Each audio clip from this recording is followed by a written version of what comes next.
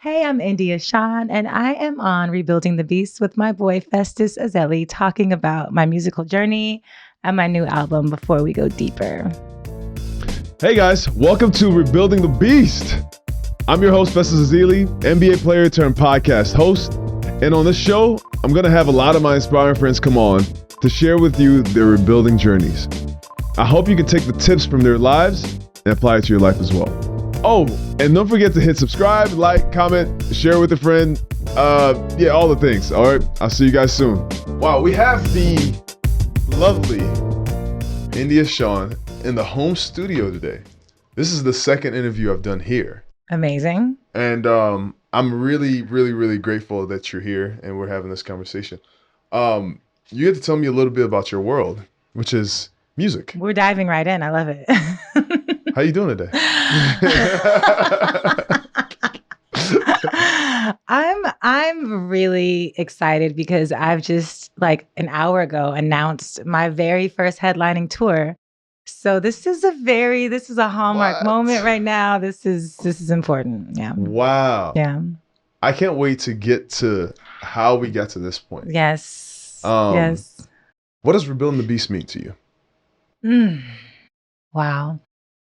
I mean, personally, my journey has been a roller coaster. Yeah. And I think when I met you, I was kind of on a down slope. I was trying to figure it out.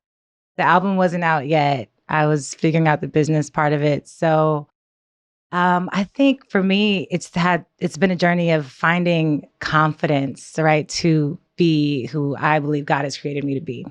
So that's how I would define Rebuilding the Beast. It's finding that courage and confidence. When we both met, we were both in this moment of like, man, what is going on? We're trying to figure this thing out. Transitions. And yes, the moment of transition in your life, which everybody goes through. And that's why I tell this story, because you have to rebuild. And now you're announcing your headlining tour. I'm telling you, I just signed a contract to go do this broadcasting. Look at time. I love it. That is why we tell these stories, because people have to understand that just let time pass. Sometimes that too will pass, whatever it is that you're going through. Yeah. And so let's go back a little bit. Born and raised in LA? Mm-hmm. Tell me about that and how music came in. Yeah. Born and raised here in church, pretty much. Okay, by the way, I've always thought in my head, because I hear these people sing in church. Physically born in church? No. Well, no, I didn't think that. Okay. But I've always thought, like, I've heard some people sing in church, and I'm like, I feel like they should just come recruit people from church. Yeah. I mean, I feel like that's what the industry used to be at some point. Really? You know, because you hear the same. No way. All the people I see singing music and all the crazy stuff I see, there's no way they recruited them from church. No way. We came straight out of church now. What happens after you leave the church is a different story, but we came up in church, you That's know? awesome. It's like the best breeding ground for like musicianship and vocal lessons, because that's where all the best singers and musicians are. So I actually was just having this conversation the other day. I think like just the emotion of being in that spiritual atmosphere, it just adds something different to your voice when you come up in church. Yeah. Is it so? Tell me about faith. Tell me about your faith. Do you believe in God? What is your spiritual journey been like? I do. I mean, I grew up in a pretty strictly religious household, Pentecostal, Church of God in Christ. I was in church like 4 days a week, Bible studies, choir rehearsal, 3 services every Sunday. Like I was in church a lot. And you're singing in all of them? No? Pretty much. Wow. Yeah, not like hardcore. I mean, my mom was the praise and worship leader. So I was like in the choir on the praise team, but she was doing all the... You got to come to a Nigerian church, because that's all we do is we sing for like and 2 dance, hours right? and dance in church. It's a party. No, I think I've been to one. It was an experience. I never understood. I guess it was when I left Nigeria that now I appreciate so much what that was for people. The ability to worship and what that church means. Because people, you know, we're all going through highs and lows in our lives. And so having that place, that safe place to just come and just laugh anyway, and to hear this word that's going to inspire you through the week and through the month and whatever it is that frequency that you come to church. Yeah. Like that was the place that people came to get this thing that we're even giving them through the podcast. Right. So tell me about, music and, how it started to evolve to where you said, I want to do this as a career. Yeah. Well, I was singing in church, and that's where That's my question, so don't think I'm texting. Oh, no, it's okay. Yeah. That is where I discovered that I had a gift, right? And knew that I would use it eventually, but I didn't know how I would get there. I just knew like, I have, like, every time I opened up my mouth, people would be like, you have something special, or you touched me, or I cried when you, and so I saw myself with this ability to maybe take it further. I didn't know how I would do that until I moved to Atlanta at 15 years old. Wow. By yourself? No. Okay. Because I moved from Nigeria by yourself? 14 by myself, but I moved to live with family here in California. No. My mom just like up and left LA. She was ready for a change, so we just moved to Atlanta. Okay. My mom and my sister, yeah. Hard transition? Not so much. Not for me. I love new everything all the time. So it was good for me. But I was there, I was singing, I was walking out of a Best Buy singing this Maya song in a parking lot. And someone walked up to me and was like, was that you singing? You got to come to my studio at my crib. I just put together a studio. This in Atlanta? Yeah. So you met a random person. Random man. Oh, wow. Come to my basement and you were like, oh, well, okay. It was actually like in his dining room, which was funny. It was terrible. But the setup, he was trying to figure his stuff out too, but he became like a father figure to me and was my first manager. So that's when it became like a realistic dream for me. Like I can record and hear myself back and write songs. And so now when you hear yourself, when you're thinking about transitioning to being an artist, are you hearing yourself differently as when you were hearing yourself as a worship singer?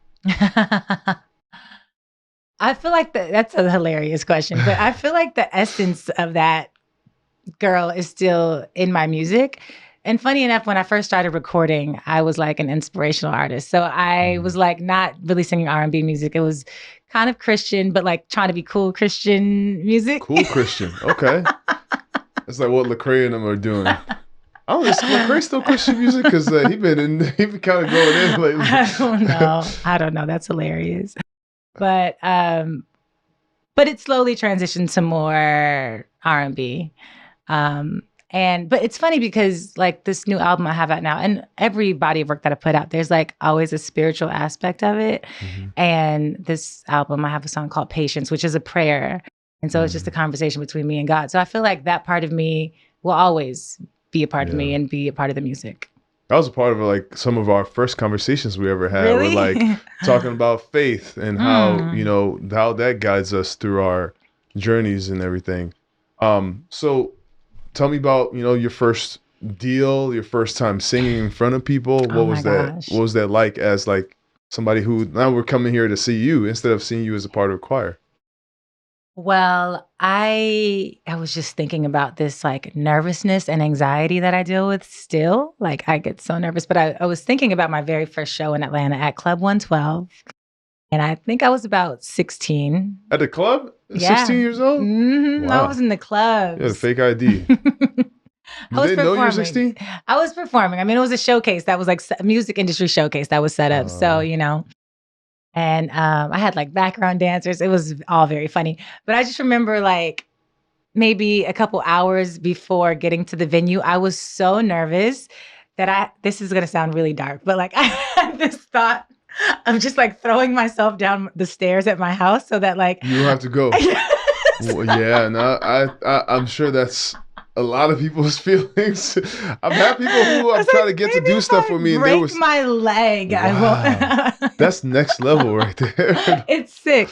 No, but like I had a really really important session last week, recording session, like writing session, and I was so nervous that I thought about like calling and being like, I have COVID. And I'm like, why am I still doing this? I actually love that. I love that you still have the butterflies and you're still nervous. I know.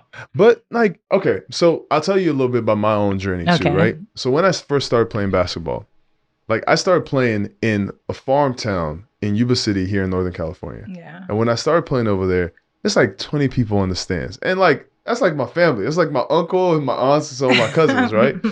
And then I get to college. Yeah. And when I get to college, there's 10,000 people in the stands. I used to be so nervous. Like literally they had to, like, I remember the first game my parents came to watch me play. I feel like I couldn't function. Like my body couldn't move. Like I felt like, you know, in the video games, I don't know if you ever done like this thing in the video games where you like invert the controls and you try to move your arm, but your leg moves. Like I felt like I didn't know what I was doing. Out of control, yeah. Like I was out of my body. And so like I was trying to pass the ball to somebody. The ball went over their head. Like I didn't know how strong I was. It was all this crazy stuff. And I was so anxious and nervous. And I had to get a coach. Yeah. I had to get a mental coach when I was in college to help me. I need to get a mental coach now. I think it's important. Yeah. And that was the person that helped change my perspective. They didn't really they just had to help me understand what it is. You know, they tell you those things you see in the movies, right? Just picture everybody in their underwear. The idea is just to imagine that everybody is just as nervous as you are. And you just don't understand it when you're in it, right? Like I was talking to somebody, another basketball player about this last week, and he was like, dude, I still get nervous. And this is one of the stars in the NBA. He's like, yo, I still get nervous before games. I'm like, man, it sure doesn't look like it because you're out there having fun, smiling, doing all this crazy stuff that people are praising you for. But they just don't understand that everybody's dealing with these battles. And it's important to share it like we are now, because when you do that, people are also inspired because like, oh, man, I'm nervous, but maybe something's not weird about me. You know? How do you confront those moments? Wow. I mean, because you still go, you don't break your leg. And I didn't break my leg. I didn't lie and say I had COVID. I always show up. And that's one thing, if nothing else, that's one thing I really appreciate about myself, that I always take the leap. I will dive in head first. I'm like, I'm so fucking scared. Can I cuss? I'm sorry. You do whatever you want. It's your show. I'm so scared right now, but I just have always run toward fear. And I feel like mentally I've made some agreement with myself that is going to strengthen me and help me to grow out of the fear. So I keep doing it regardless, you know? And now I think prayer is a big part of my process, my practice, my day, and like definitely like show days and stuff. It's just like, God, it's in your hands, you know? And just like kind of surrendering and having more fun. You know, it should be fun. It shouldn't be this high pressure, anxious thing. It's music and it's me and it's creativity. Like it should be light and fun. So I just try to tap into that. You sang backup for Anderson .Paak. I did. Even Harry Styles. Yes. You've been mentored by Stevie Wonder. And you've been a songwriter for several big names like Chris Brown, Diddy. What are some of the lessons that you learned from them, both good and bad? Yeah. I think being on the road with Anderson in 2019, touring all over the US and abroad, like just showed me the amount of work that actually goes into this. You know, I think people who want to be recording artists, it's easy for us to just look at the part of making songs and like being in the studio and being on stage, but there's so much more work outside of that. Like what? Interviews and like even administrative stuff that you have to do. You just always constantly have to be on, you know? And I saw him do that, and I saw him do that with joy and with a smile on his face, like authentically. It wasn't anything that, you know, was fake. Like he really enjoys doing this. And so I think that phase definitely made me realize I have a lot of work to do and I need to do it like joyfully. When you see somebody going through what they're going through and do it with a smile, now that it's your turn, do you then understand what they were carrying on their shoulders at that point? Oh, yes. Even just being the leader of this band, you know what I mean? Like I've got background singers and a band to take care of, and I have to make sure everybody is doing their job, but like also having a good time and happy and well. Like it is a big weight. So him, definitely that. Chris Brown, I always talk about his creative freedom. I loved watching him in the studio because he would just have this handheld mic in the room with everybody and he would just be singing melody. Like he would just try ideas. And I think for me, I have had a lot of insecurity about opening my mouth up and not knowing what's going to come out or if it's going to be good enough. But like he just does it all. He puts it all out there. So I loved watching him. So this is a podcast about sharing not only the highs, but also the lows. I'd love to know about your journey. Were there moments where you felt like, I don't know if I can do this in terms of, we talked about nervousness, but Yes. like, have you had moments where you feel like, dang, I don't know, I can't. And in those moments, how did you keep going? Wow. I've had so many moments like that. Whether it be like not feeling supported, not having a team around me, or not feeling like I had anything to say, like what's my message? What am I getting in the studio and saying? Ideas aren't coming. I have a writer's block, whatever. And I think I can say that like I've always just been pulled back in somehow by outside forces, which I would call it God, but like there are these like whispers or reminders that like this is for you and you are for this.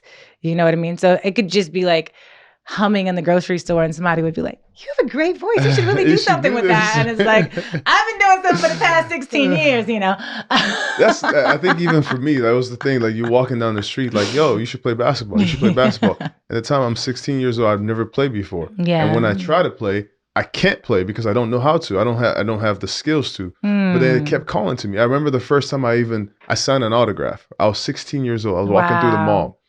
This lady was like, do you play basketball? You just tall. You play basketball. I said, no, I don't play basketball. She says, you know what? No. So I was like, she said, can I sign an autograph for her? I was like, no, I don't play basketball. What do you want me to sign it for? She said, well, you never know. You could be famous someday. So and it's these things that you look back on now and you feel like it's God. These God moments. Give me another one. Lately it's funny. I don't act, and I act in my music videos, I guess, but I've been getting that a lot lately. Like here in LA, I'll just be at a restaurant and somebody will be like, are you an actress? Like I get that a lot. So I'm like, is this my next calling to walk into? Gotta listen, man, when God is speaking. Yes, for sure. And also outside of that, to go back to your original question, I think just like loving what you do, right? When it's in your heart, it's just there, and like there's no escaping that. So, I feel like it's very much a part of my calling and my mission here on this planet. And it's a pressing thing, so. Who do you have around you that picks you up in those moments of doubt? Mom. Hey, mama. Yeah. Shout out to mom. Shout out to my mama. Certainly her, and my manager, who I love, Chris Patterson. Hey, Chris. Yeah.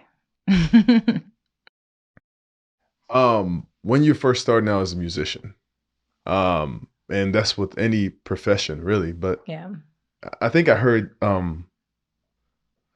excuse me, I heard Jonah Hill say this once. He said, the hardest job is the writer. The director has a script. The actor already has the script to follow. He has a guidance. He has the director. But the writer has a blank sheet of paper. And whatever comes from it is from him. Yes. And you talk about, you having writer's block and things of that nature. Sometimes you're like, yo, maybe I just don't have anything to say. In those moments, do you feel like that's the hardest job, the writing? And how do you also get something on a piece of paper? It's like you have this blank sheet of paper and it can go any direction. I can make it folk music if I wanted to. I can make anything. Yeah. What inspires you to make the music that you make? You know what? I don't know if I would say it's the hardest job. I think that it's the job that does require the courage to tell your story, just to like be honest and be vulnerable. But that part can also be really fun too, For me, it is whatever is on my heart, comes out. Yeah. I actually want to get into a place where I'm like being more imaginative and like making up stories or like telling other people's stories. I would love to like tap into that. That's what I'm doing as a right here. I'm songwriter. telling your story. Yeah. um, but yeah, it's just, real life, love, heartbreak, finding myself, all those things. Your album is called Before We Go Deeper. Mm-hmm. Even that title in itself, I'm like, oh Lord, there's a lot in this. Before We Yeah. Go Deeper. Tell me about that. Well, Before We Go was the EP that came out last fall. This is the extended, this is the full album. This is all the context, the extra details that were kind of left out of that EP.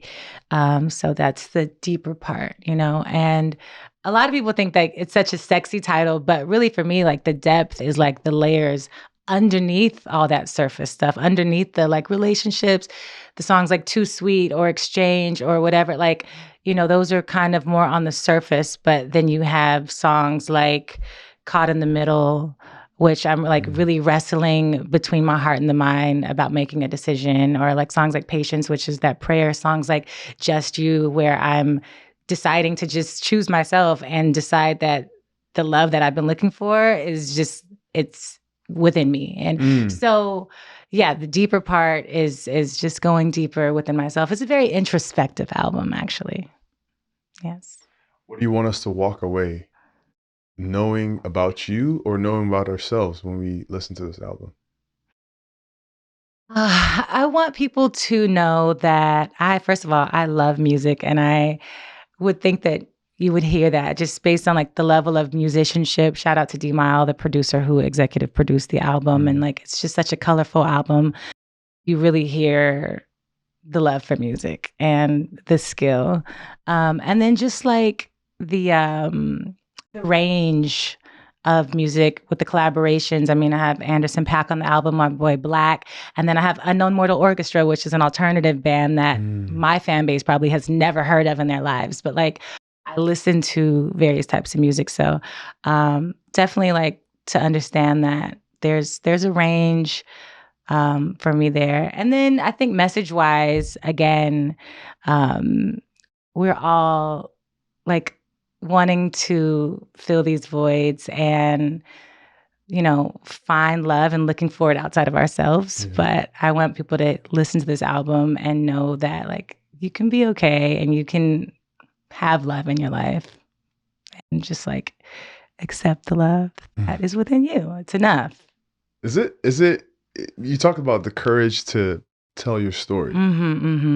Is it, because I have this problem sometimes where like social media, right? We have a following and you have people who are clinging to your words. Yeah. And sometimes you say things, sometimes you want to share yourself because it inspires people. But then sometimes I don't want to tell you all the things about me, right? I want to keep this for myself.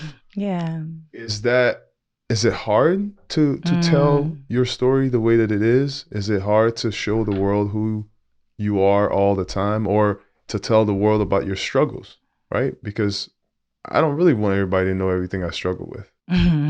Yeah. It is hard. It does require courage, and it requires like self-acceptance. I think when you can accept things about yourself, people can't hold it over you, And so then there's no fear of sharing it. And I think that personally, I'm trying to get to that place.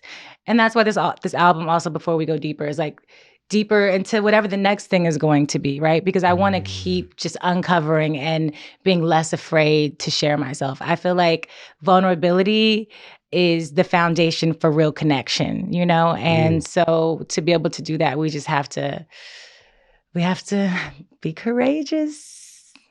As an artist, is it, I'm assuming you're going to talk about love.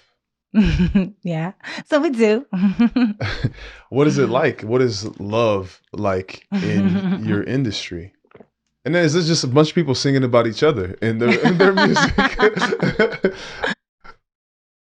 I mean, I feel like it's less about like what is it like in the industry and more of what is it like in the culture, Okay. And maybe you can speak to that. I know nothing about dating.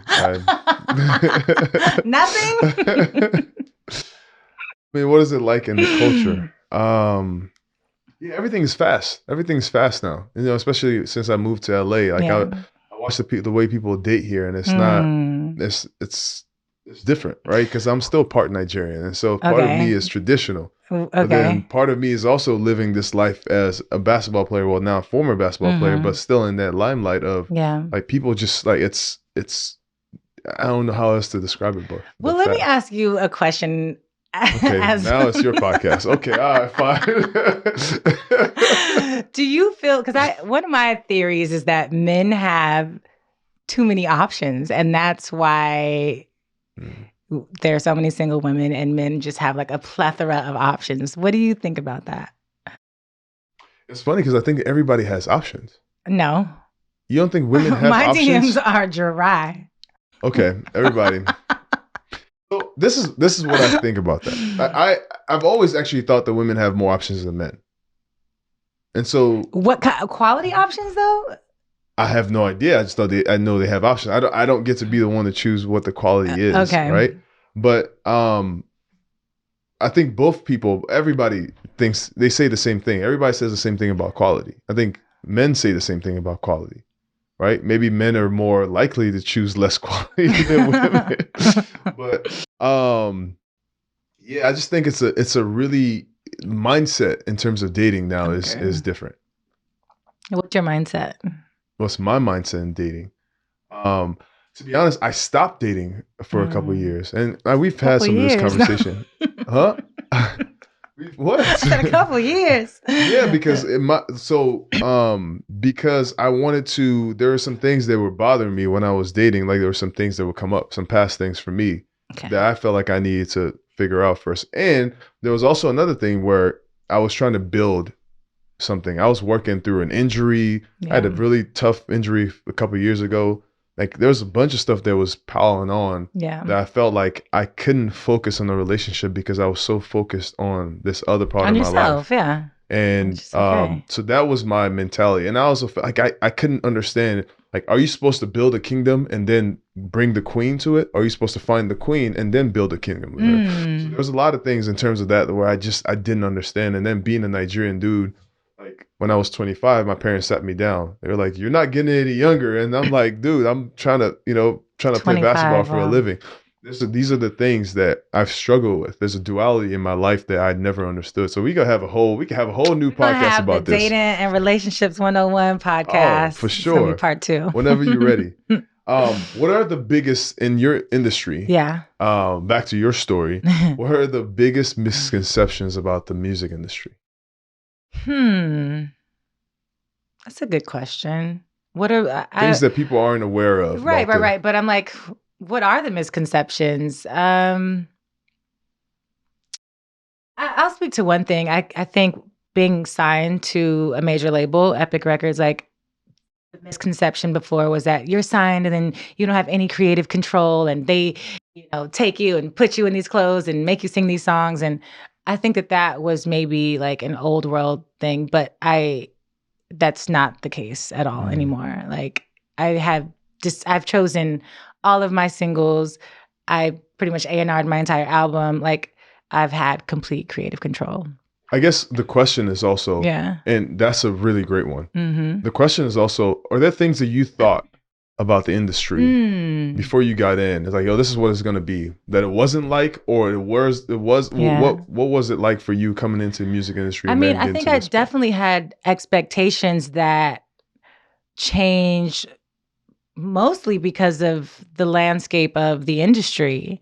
Like, it's just not the industry that I wanted to be in. When I saw Brandy and, whoever else, like Lauryn Hill and all these people coming up, like, it's just a completely different industry with streaming and with social media and with having to show up in a different way on those platforms and like be an entertainer in a different way, which is like, for me, there's a part of me that wants to step into it and knows that I have to, because you have to change with the times. But it's also like, I just wanted to sing songs. I just wanted to write songs. I just wanted to get on stage. I didn't want to have to cook on TikTok and show you that I can do a makeup tutorial and I can do this and I can be entertaining and, intriguing in all these other ways. Like that part of it is, You still get starstruck? Did you ever get starstruck? Yes, I most definitely before. I think now maybe certain people. Like when I met Stevie, that was a moment for me for I sure. know you love Stevie. You were so upset that I didn't know his music. Happy birthday to you. Happy birthday Y'all, I'm gonna tell you something about this man. Do I look straight in this camera? Oh, this man said he never heard "Don't You Worry About a Thing" by Stevie Wonder. No, Actually, that's not what I said. No, you I did. said I didn't know his. I didn't know. So okay, but this is another thing you got to know about me. I don't know any title to any song. Like, I don't know who sang the song. If you ask me anything about people, I don't know the name of the song. I know the song when you play it. Okay. I don't know the words to the song. Okay, you don't know the titles. So, okay, I'll give you that. So maybe when you said it to me. But I think I also asked him if he could name a Stevie Wonder song. Okay, I still can't tell you a song. I'll tell you happy birthday because I just sang that for somebody, but I don't know titles to any songs. Any songs. I don't believe that. I mean, like, it has to be somebody that's like on the tip of my tongue, but I don't pay attention. I just listen to the music. Okay. You know? Now you got me over here Next defending question. myself. No, I'm just Oh my gosh. Over here got me on the hot seat on my own podcast. It's so funny. Before you go on stage or before you do an interview, how do you get in the right frame of mind before you go out there? Because you always, like, there's this idea of branding, right? Where you have to share people, like, almost like when I make an album, yeah, I have to make sure that everybody feels that energy from the album every time they see me. It's kind of how I feel. Maybe is that a thing that you think about? I just think about showing up as myself every time. You know, so that I'm not having to put on this. Then I know some artists, even thinking about like Michael, like I do think that they were two separate people. I think Michael like had to embody this whole persona that he created, right? I never wanted that pressure to have to like be this superstar, you know, like I just wanted to be myself. So I think it's just like being honest. That's the only preparation. Like, be honest with yourself and everybody else. How's it feel to finally be able to share your music? I've known you since when you were working and doing all these things. Now you can finally share this music with the world. How's that feel? Yeah. It's a load off. Like, it's so relieving. People kept asking the week of release, was I excited? I'm not excited. I'm relieved. Like, I've been carrying this baby for like 3 years. It's heavy. So yeah, I'm just happy that it's out and that people have had their ideas of who I was or who I should be, who they wanted me to be. And I think hearing the album is like, oh, okay, this is why she didn't cut this song, or this is why she wasn't dressing like this, because this is who she is. So I love that people can get a better sense of who I am through the music. Some of your favorite performances that you've ever had. I know you just performed in Lollapalooza. Yep. Lollapalooza. Lolla? Okay, see, I'm just bad with names in general at this point. And so tell me about some of your favorite performances. Some of the ones where you were nervous before you got up there, and then you got up there and you just like, man, I felt alive doing this. This is why I should be doing this. But I'm still nervous before I go on the next one. Yeah. The last show of the tour that I did last fall, opening up for an artist named Mayor Hawthorne, the whole tour, I was like, this is not feeling like it really aligns. I wasn't seeing my fans come out. It was kind of weird for me. It was good practice. Shout out to Mayor Hawthorne. I love you. Thank you for having me. It was good practice. But the very last show, which was here in LA at the Wiltern, biggest venue I've ever performed at, and Black came out and Anderson came out for me, and it just felt so validating, you know, to have them support me and do these songs that we created together for the first time. You know, we hadn't even rehearsed. They just came and we just did it. And that was one of the ones where I just felt like I blacked out a little bit, and I was just like in the moment and so fulfilled. I was like, I would do the whole tour again just to relive that night over and over. Yeah. That's how I feel sometimes when I do this podcast, especially when I do it with my friends. I always feel like, man, why am I telling these stories? And, you know, like I could be doing other things. And then like I get to sit down and have conversations with my friends, and I'm like, wow, like this is I get to know more about them, but also just the ability to have that connection. And I think there's something about it just makes you like, man, I'm on the right path, you know? Yeah. Where do you think you still have room to grow in your career? Wow. I think so many areas, all the areas. Performance wise, I definitely want to, it just takes so much practice. And I know you know about that, like really being in the gym. And actually my vocal coach, she uses this example. She's like, basketball players don't just Show up to the game. show up to the game. They're practicing before. So, because I always tell her, well, I'm always singing, and she's like, but you need to be practicing still. And so yeah, I feel like performance wise, vocally, I can grow. I think getting even more vulnerable in the studio and really like mastering my expression, whatever that is, like to really like figure that out, hone in on it. Getting really vulnerable in the studio, even Mm-hmm. more vulnerable. Yes. Yes. Like when you get done playing the music or creating the music, you feel like, I could even go more. I could do more. I could say more. Mm-hmm. And do you ever have to get permission from people? So, like, I got to tell this story. Like if I wrote a song about you? Like if you wrote a song about me, if you wrote a song about mom, if you wrote a song about, why would you write a song about me? What are you going to talk about? Hypothetically speaking. You are killing me over here, man. You wrote a song about my mom. I thought about that. Like I thought about how people would feel if I talked about them, but I wouldn't ask for permission because it's my story. I wouldn't ask for permission. Now I gotta hear this story again. You Which told me one? this story before about life in Atlanta. Okay. Building a career over there in Atlanta. And then having to start over coming to LA. Oh yes, this is the story. So that is the rebuilding. I've been trying to warm you up to get to this point. I know. Just cut everything else out and start the podcast here. So tell me. Yeah. Tell me about what happened and how you got to build your career over there. And then what happened that you had to come over here and like what that looked like to start over when you came here. Yeah.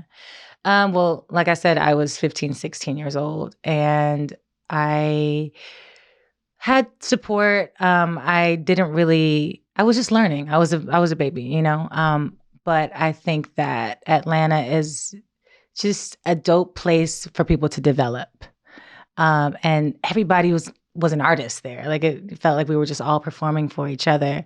But after a while that got old and I felt like I just felt like I needed to be intimidated and I needed to I just needed a new challenge, a bigger challenge. Like there wasn't so much industry in Atlanta. There was a lot of performing and a lot of music being made, but not so much industry. And I was like, how can I get to this next phase of my career, the next level, right? And I decided to move back to LA. Now, I always thought I would never move back to LA, unless I was rich and could afford to live here. But I was like, I'm gonna go with this $1,000 that I got and go stay with a family friend and figure it out. Now, I have my college degree and I could have gone and gotten a job, but I knew that if I went and got a job, then that would mean like sacrificing the dream, right? And so I decided to drive Postmates and deliver food so that I could have the time to like gig and be in the studio and still make a little money on the side. Okay, so I want to read a caption from one of your posts. You Okay. said, in the past, I sold insurance, worked at Macy's, Yep. taught gymnastics. I was a restaurant hostess, Yes. wedding singer, preschool teacher, Postmates driver, Yes. nanny, and personal assistant, all while making music. Mm-hmm. This is all during this time? This was over an extended period of time. Yeah. Like I had those various jobs. But when I moved to LA, I was doing the Postmates thing. And then I was also personal assistant and nanny. Is it still worth it at this point? Which part? Singing? You're driving Postmates. Oh, doing all that. And then, yeah. And you are making music. Like, I'm doing this so I can go make music. Mm-hmm. Is it still worth it? I can imagine like you're singing to people, and then at some point you're driving Postmates, and then like imagine if you like delivered to somebody you were singing to. And that's what happened. But that's the beautiful part. So I I know everybody in LA. Okay, I know everybody in the industry, and used to pray before I started Postmates thing. I used to pray that I would never run into anybody. Like, please don't let me like knock on Neo's door or something. You know what I mean? And one day I got an alert, and the name came up, and it was my friend's name. He's a songwriter, and I had to go bring him some chicken. I was like, I texted him on the side. I'm like, Britton, I did you just order some chicken on Postmates? Because I'm about to like drop it off to you, and I hadn't seen him in years. And he was like, why is this girl, driving Postmates? But we reconnected that day, and reconnecting with him was how I actually met my manager here in LA and then got signed like months later. So the Postmates was a part of the journey too. Wow. But you got to talk about what you're feeling inside, though. Because even when you're telling that story, like my heart, I feel it in my heart. Driving up there, that oh my gosh. No, I like, I'm sorry, my stomach is growling. I thought it was butterflies. I was like, oh, man. The story just got me. I'm back there. No, I was embarrassed. I just felt very embarrassed and humiliated. But thankfully, he's a friend that really loves me and has known me since like I was a teenager. And I knew that he wouldn't be judging, but I knew he was like very curious, like, why are you doing this? But yeah, it was that day for me was a rough one. I think I like even the energy was so crazy that I think I like hit my car, like pulling out of his place. Like I hit my car on a wall or something. I don't know, something. But yeah, that day was a lot for me. But then days later, we went to the studio, made a song. His manager came to the studio, heard me on it. Who is this girl? Met with that guy the next day at Sony and did my deal months later. So I always wonder about serendipity. Like in moments like that, like if you can throw your ego out the door and just do what you had to do. Yeah. Because that was some of my moments. I remember there was a point in my career. So I say this about my journey where I started all the time. People always laugh because I give these motivational talks. I say the first basket I ever scored was against my own team. People start laughing at me. Like, what? How's that happen? Well, because the first time I was ever on a basketball court, I didn't know the rules of all that. I didn't know that at halftime you switch ends of the court. So here I am as a kid. Everybody's laughing at me. I'm humiliated. I'm like low-key about to go cry, right? 16 years old. And I remember this guy grabs me, right? And he's a mentor of mine. Matter of fact, my story is similar to yours in the fact that I had a guy on the street tell me come play on this team. This was the team. This guy grabs me and says, you got a lot of work to do. I'm right here for you. Someday, all these people are going to be asking you for tickets. Wow. Serendipity. Serendipity for me was meeting that guy. Do you feel like even in those moments, like was that your serendipitous moment? Was seeing this guy when you moved to LA, when you were driving Postmates? Was there other moments like that where you met somebody that you weren't supposed to meet, but you were somewhere just doing stuff and then you met somebody that helped you in your career?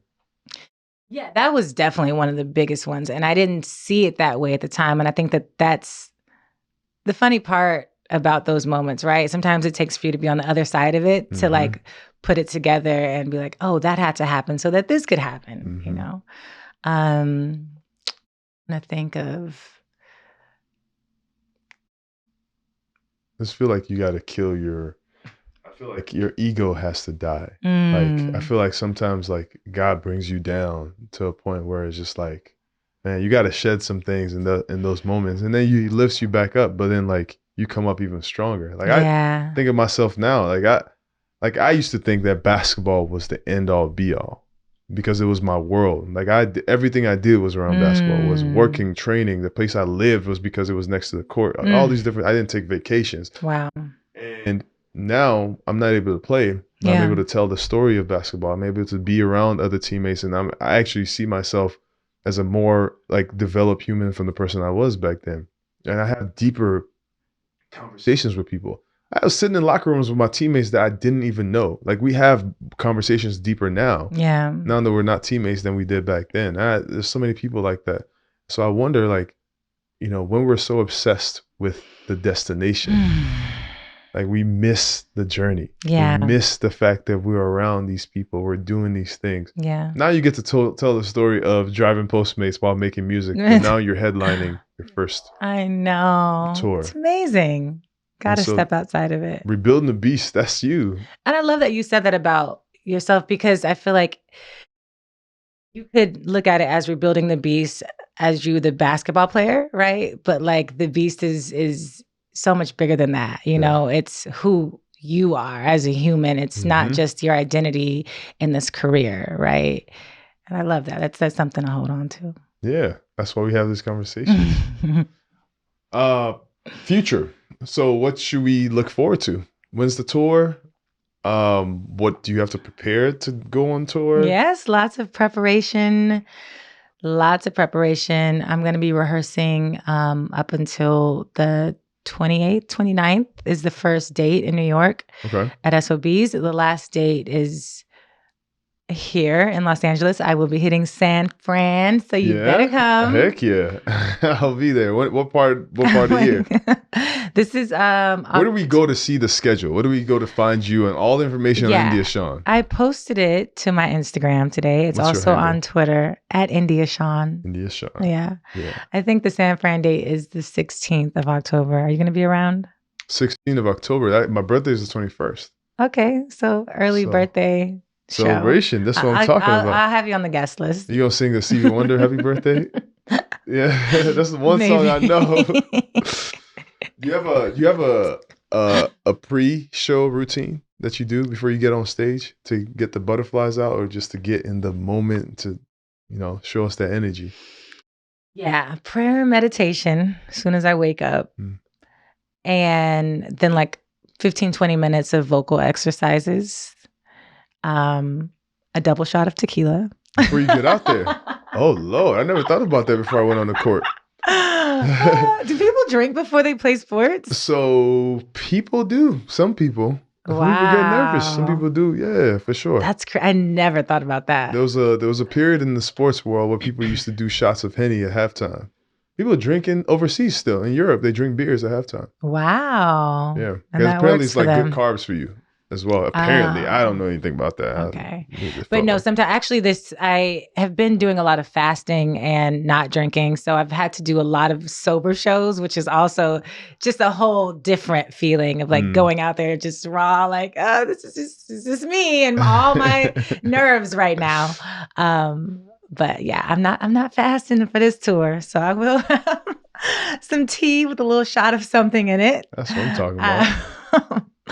And then we just do, you know, the team prayer and just get on stage. And then post-show routine. I've caught you post-show before on the phone. Yeah. See, you don't even remember. You called me after a show and you were turned up. Is that the way to celebrate? Stop. How do you celebrate post-show? That is so funny. I really did. That wasn't a great show. That's why I had to get. Oh, that's right. That's right. So what do you do? What do you do to come down from a show? Like whether it's good or bad, how do you come down? I couldn't sleep after games. Like really? I used to be, especially when it's a big game. I could games, never. Like after it's done. Ooh, I used to, because I still have the like. It's so. Like, win or I loss, love this game. You still. Big wins, I still had the juice, man. I wanted to say losses only, but no, I still had that feeling, that excitement. I still had like, I'm like almost I want to do it again. Yeah. The losses used to kill me. I used to be so upset. I mean, but that's everybody that cares about what they do. I had teammates who used to leave games after we lost and go to the practice facility to keep shooting, to keep working out. Like in their full, they didn't change or nothing. They just got in the car and went to the practice facility and were like, yo, I got to keep working out because I'm not good enough. Wow, that's So there's people that really crazy. care about what they do, and that's their I way need of to do coming that down. now. How do you get to, how would you do that? You go back to the studio? Yeah, I got to gotta go talk write about this. song. Yeah. I gotta go do some vocal practices. No, I mean, now where I am, I try to get off stage and think about what went right, because the last tour I did, I would pick myself apart after I jacked up on this line. Oh, this, so like, yeah, do people notice? Do you think people notice? probably not, but If I was an artist, I would just really just like come up there. If I ever forget something, I would just do the thing that y'all do where you what put if they the don't know mic the to song? the. What if they don't know the words? Oh man, then we all screwed. Is that why people lip sync? Is that why people put the music on? I think that's for other reasons. But now I just like Lollapalooza, for instance. Like it was exciting to do that stage, but it wasn't for me like the perfect show in my mind of how I would have wanted it to go. But like I got off stage and I'm like, I did Lollapalooza. I moved my body in a way that I hadn't before in previous shows. I sounded good on this, like I'm trying to like focus on the good now. So you almost made me uncomfortable earlier in the show, and Why? then I missed the question I was trying to ask you back then. So like dating wise, okay, we're back to dating. We never finished it. Okay. What is that like? Are you able to focus on your craft? Like I told you before, I don't know the difference between maybe you build your kingdom and then you invite somebody to it to live in it with you. Yeah. Like, are you able to focus on your craft with a lover or with a significant other? Or is this something that is love anti creativity? No, it fuels the creativity. Like I need a muse, you know what I mean? So it's I used to always think I had this I used to date somebody who only wrote breakup songs. And so when we started, I was like, am I supposed to be the muse? Which I ended up being the muse, but am I supposed to be the muse for breakup? Is it like, is the person addicted to breaking up so they can keep writing songs about it? So no, I mean, I feel like I would love for somebody to inspire some love songs. That would be amazing. But yeah, I don't feel like I'm in a place or have ever been in a place where I had to choose, but I do think that it's important to be dating somebody who understands the work that I do and like what that requires of me, and like whether that's traveling, which I'm sure you can relate to, the traveling, the time and energy that you have to invest in what you do. And maybe somebody needs to take me on a date right now. Somebody needs to feed me. This is what happens, man, when you're preparing for your tour, you're doing interviews. Yes, I'm neglecting my body. I need to go feed myself. But yeah, I never felt like I had to choose.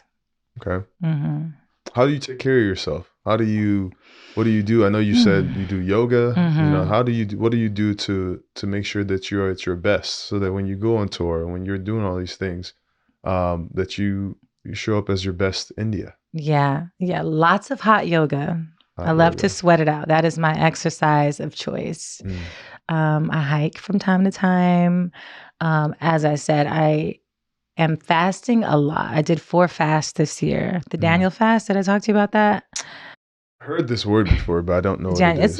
It's a biblical based fast, but it's like no meat, no dairy, no sugar, no alcohol, no bread, for 21 days. Okay. And that just always shifts me right where I need to be, of just like being focused, self-aware, and like trusting in God. So, and then my body would be snatched after too. So. Glowing skin, you know, all this stuff. Thank you. Thank you. Is there a song you wish you wrote? Is there a song out there that you wish? Oh my gosh. Stevie Wonder's whole catalog now. Yeah. Back to Stevie. Why do you love him so much? His songwriting is just so masterful. He's the best songwriter ever. Oh. Yeah. What was it like to work with him or to be around him? What was that like?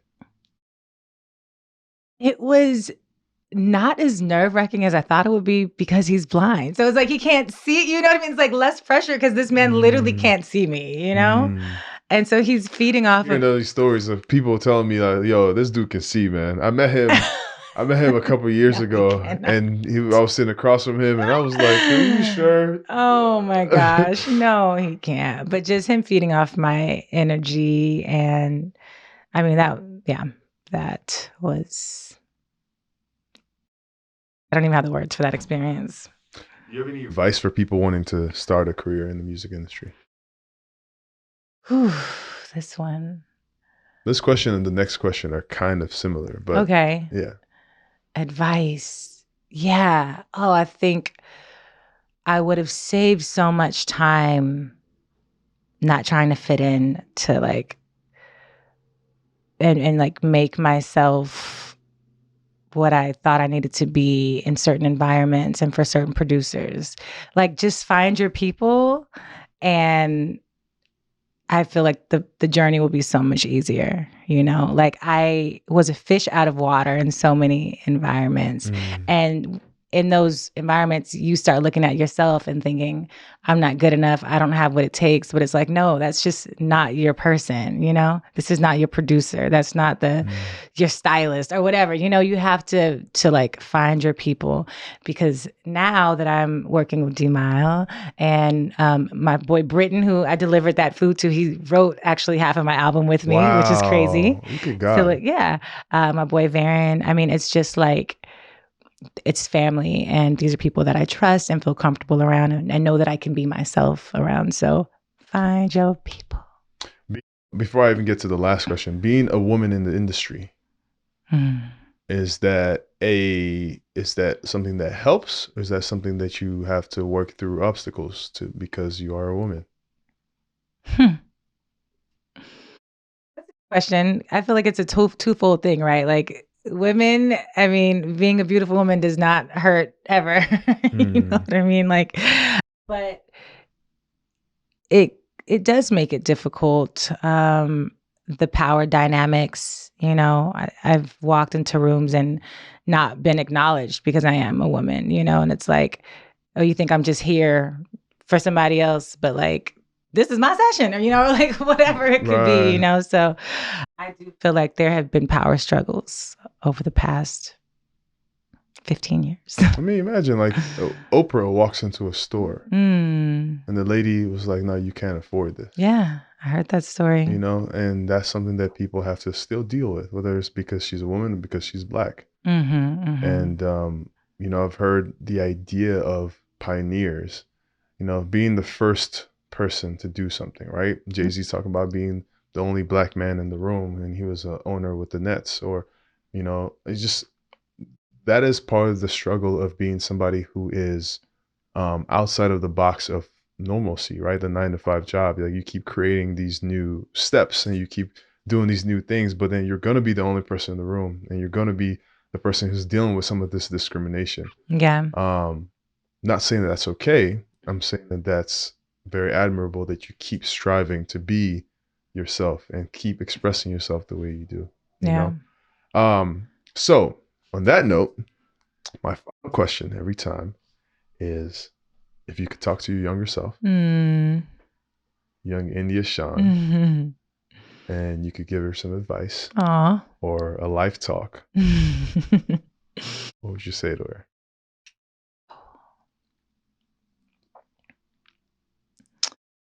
I would tell baby India to believe in herself, as cliche as that sounds.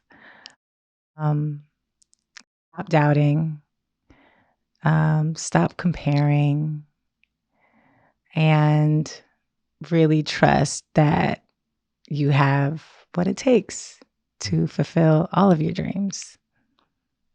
I found that that advice also is applicable for us today. Yes. One of my best friends told me I was struggling with something last year, and he came to me. He was like, "Have you ever talked to your younger self?"